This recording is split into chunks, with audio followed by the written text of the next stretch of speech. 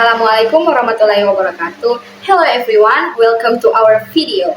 We, Group 2, are pleased to present the result of our efforts in the Phonology subject assignment. In this video, we will explain interesting things about phonology that we have learned. Assalamualaikum warahmatullahi wabarakatuh. Hello, my name is Wilna Tri Rahayu with ID number A12122-139. Hello, I'm from Group 2 and I will be the first presenter. I would like to discuss about syllables, morphemes, and syllables constituents. So, what is a syllable? A syllable is quite easy to identify, but it is not easy to define. Yet defining what a syllable is needs further elaboration. Acoustically, a syllable is the sonority peak in a string of segments, i.e. a word. This sonority peak can be preceded and or followed by a string of consonants. If we put it in simple terms, a syllable is the smallest unit of speech that consists of a sonority peak, i.e. a vowel, and may be preceded and or followed by one or more consonants. Crittler, 1985, points out that a syllable is a unit of speech, while morpheme is a unit of language. Perbedaan paling mendasar antara syllable dan morpheme terletak pada pengertian makna dan atau fungsinya secara tata bahasa. A morpheme is the smallest unit that has a meaning or a grammatical function out of which a word can be formed, while a syllable is the smallest unit, a speech that has no meaning or grammatical function. Jadi, morpheme adalah satuan minimal dari suatu bahasa yang memiliki fungsi leksikal, gramatikal, dan tidak dapat dibagi menjadi bagian yang lebih kecil. A word may contain two morphemes, but it consists of only one syllable. For example, books and speaks. Similarly, a word may consist of two syllables, but there is only one morpheme. For example, after. A syllable has four constituents, including onset, rhyme, nucleus, and coda. The core, i.e. the obligatory constituent of a syllable, that is nucleus, which is occupied by a vowel or a diphthong. Onset is the slot occupied by the consonant preceding the vowel, and coda is the slot occupied by the consonant following the vowel. When the onset and the coda consist of one or more consonants, they are called complex onsets and complex coda respectively.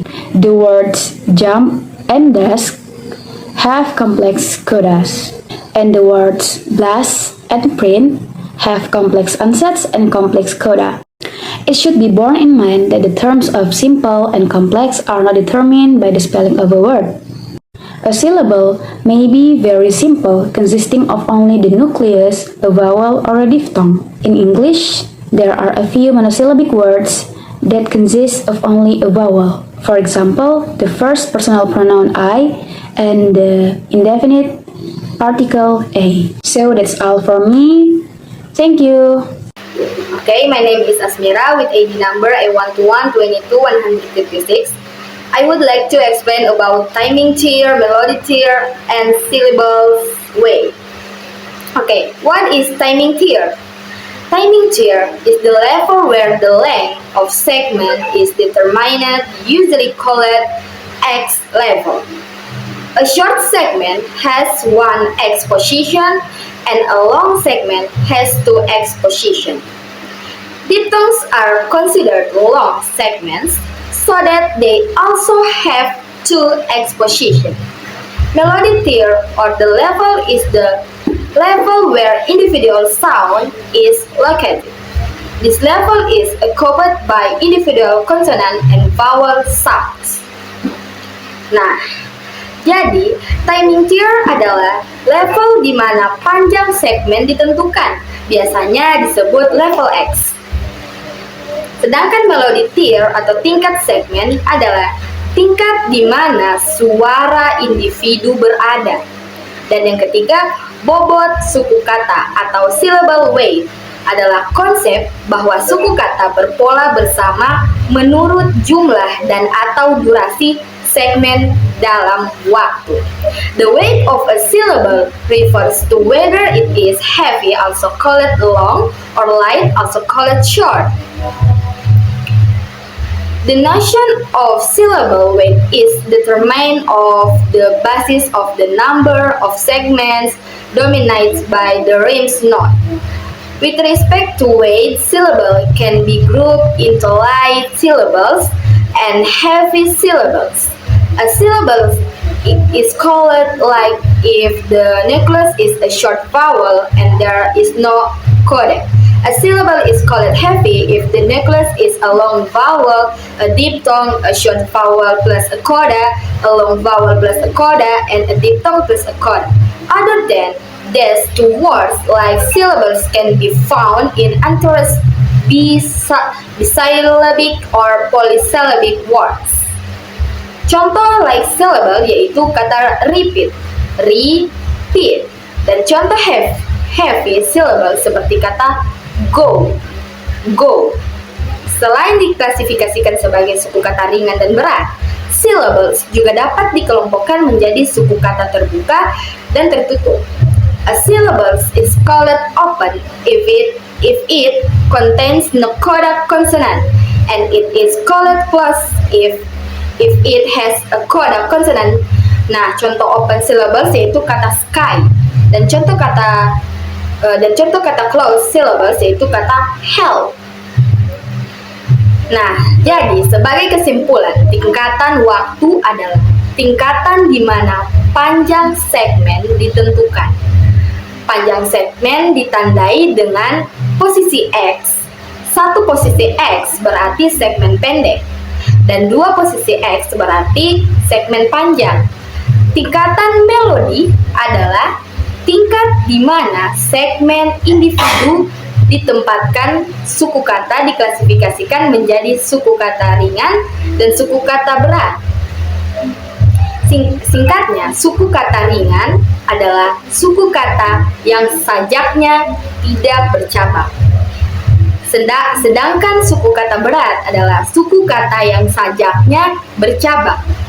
Suku kata juga diklasifikasikan menjadi suku kata terbuka dan suku kata tertutup atau dicentang. Suku kata terbuka adalah suku kata tanpa koda, sedangkan suku kata tertutup adalah suku kata dengan koda. Okay, that's all. Thank you. What is syllable types? So, syllable types is determined by the phonetics of the language. Phonetics is the way segments are ordered in language. Segments consist of vowel and consonant. For example, the word entertaining, we can break up into 4 syllables like entertaining. This is called syllabification.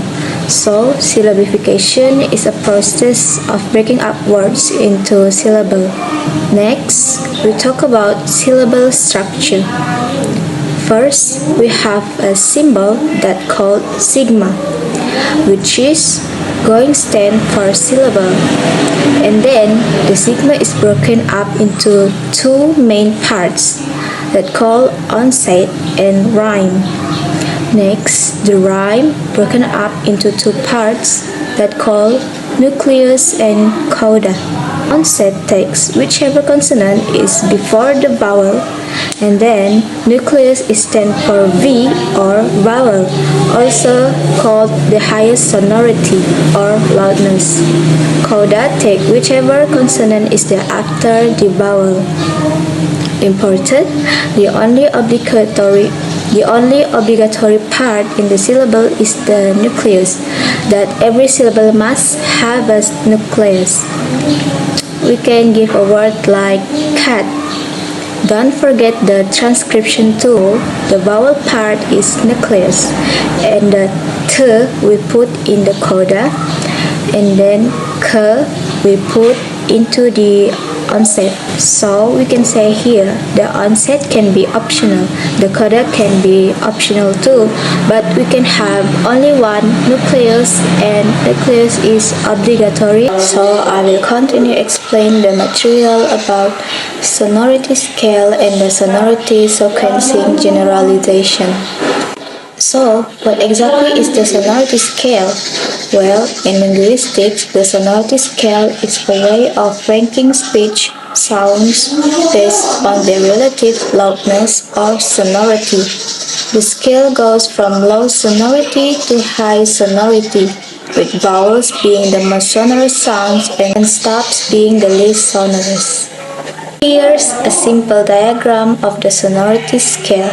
As you guys can see, vowels is the most sonorous, followed by glides, liquids, nasals, fricatives, and stops. This ranking is important because it helps us understand how speech sounds are organized and sequenced in language.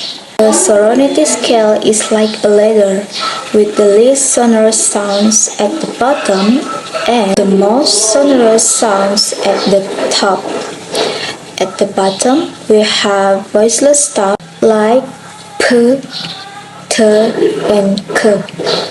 These sounds have low sonority because they involve a complete closure of the airflow. Moving up the scale, we have voice stops, voice fricatives like ns, nasals like and and liquids like and r. Finally, at the top of the scale, we have high sonority sounds like vowels and glides. Let's move on into sonority sequencing generalizations. This principle states that the most well-formed syllables are characterized by a sonority rise from the onset to the nucleus and a fall from the nucleus throughout the coda. In simpler terms, the sounds at the beginning and end of a syllables are usually less sonorous than the sounds in the middle. Let's take the English word apple as an example. In the International Phonetic Alphabet or IPA, apple is transcribed as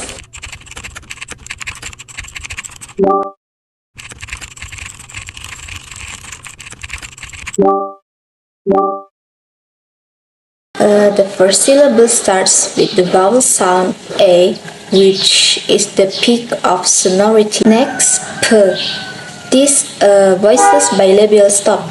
It's less sonorous than the vowel, so it comes after A in the syllable. The second syllable starts with the schwa sound, another peak of sonority.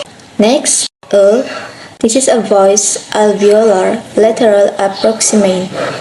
It's less sonorous than the vowel, so it comes after schwa in the syllable. So, the word apple follows the sonority sequencing generalization by starting each syllable with a peak of sonority, the vowels A and schwa, and then descending in sonority with the consonant P and E. Okay, that's all from me. Thank you. The material will continue by my friends. Assalamualaikum warahmatullahi wabarakatuh. My name is Sulistiwati Razak. My ID number A121-22-135. I will explain the next material, which is onset phonetics. An onset is a consonant or consonant blend at the beginning of a word that precedes the first vowel. The onset can be 1, 2, or 3 consonants. For example, P, pick, pull, pack.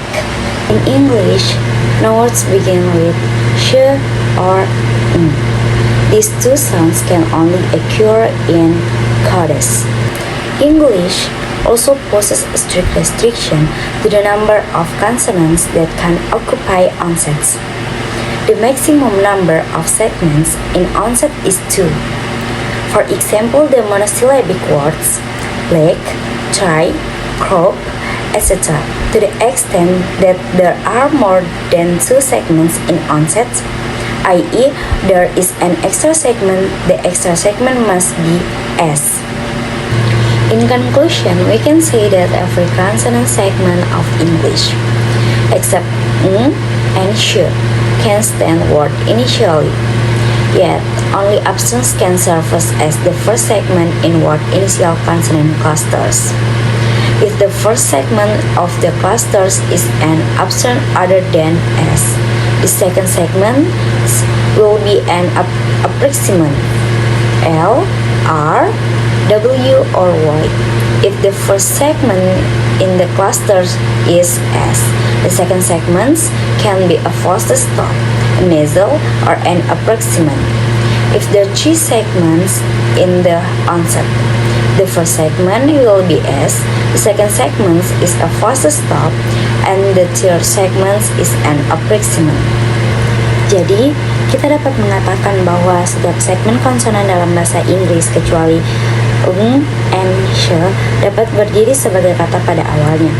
Namun, hanya absen yang dapat berfungsi sebagai segmen pertama dalam kelompok konsonan awal kata. Jika segmen pertama dari cluster tersebut adalah absen selain S, segmen kedua akan menjadi approximant L, R, W, or Y. Jika segmen pertama dalam cluster adalah S, segmen kedua dapat berupa fast stop, nasal, atau approximant. Jika ada tiga segmen di onset atau awal, segmen pertama adalah S, segmen kedua adalah fast stop, dan segmen ketiga adalah approximant. Okay, that's all from me. Thank you. The material will continue by my friends. Assalamualaikum warahmatullahi wabarakatuh. Let me introduce myself. My name is Aulia Septicayani with ID number A12122-133. I will explain about rhyme phonetics. Jadi, rhyme phonetics adalah serangkaian aturan atau pola bunyi yang terkait dengan susunan suku kata, terutama dalam konteks kesamaan bunyi di akhir kata atau rima. Atau dalam bahasa Inggrisnya, rhyme phonetics is a set of rules or sound patterns associated with the arrangement of syllables, especially in the context of similarity of sounds at the end of words or rhyme. Ini melibatkan struktur suku kata, terutama nukleus atau inti suku kata dan koda bagian akhir suku kata, serta aturan-aturan fonotaktik yang mempengaruhi bagaimana bunyi-bunyi tersebut dapat diatur dalam kata atau suku kata. For the example, cat and bat, the final sounds of cat are the same, so they form a rhyme. This shows the application of the rhyme rule of phonetics, where similar or identical word-ending sounds can create a rhyming effect. Another example is night and light, where the final sound night is the same. It gives the impression of rhyme. Okay, that's all for me. Thank you. Assalamualaikum warahmatullahi wabarakatuh. Let me introduce myself. My name is Nur Ainun Makfira. I will explain the last material, namely the division of syllables and maximal onset principle. Firstly, what is syllable division? Linguistically, a syllable is a unit of sound that usually contains a vowel and accompanying consonants. Syllabic division involves breaking words into syllables, which helps with pronunciations and comprehension. General rules include identifying vowels, consonant patterns, and recognizing prefix and suffixes. Syllable division involves breaking words into syllables. The maximal onset principle states that in syllable division, consonants are generally placed with the following vowel unless another division is more phonologically natural. For example, in the word. Table in the division is table because the B goes with the following to form a syllable. While the maximum one-set principle is a linguistic principle that guides the division of syllable by maximizing consonant at the beginning of the syllable. It suggests placing as many consonants as possible at the beginning of a syllable and leaving fewer or no consonant at the end. MOP helps determine syllable boundaries in words and contributes to the natural flow of speech. In short, syllable division helps pronunciation, while the maximum onset principle guides the placement of consonants with syllables to optimize sound the patterns. Maybe that's all I can say. Thank you.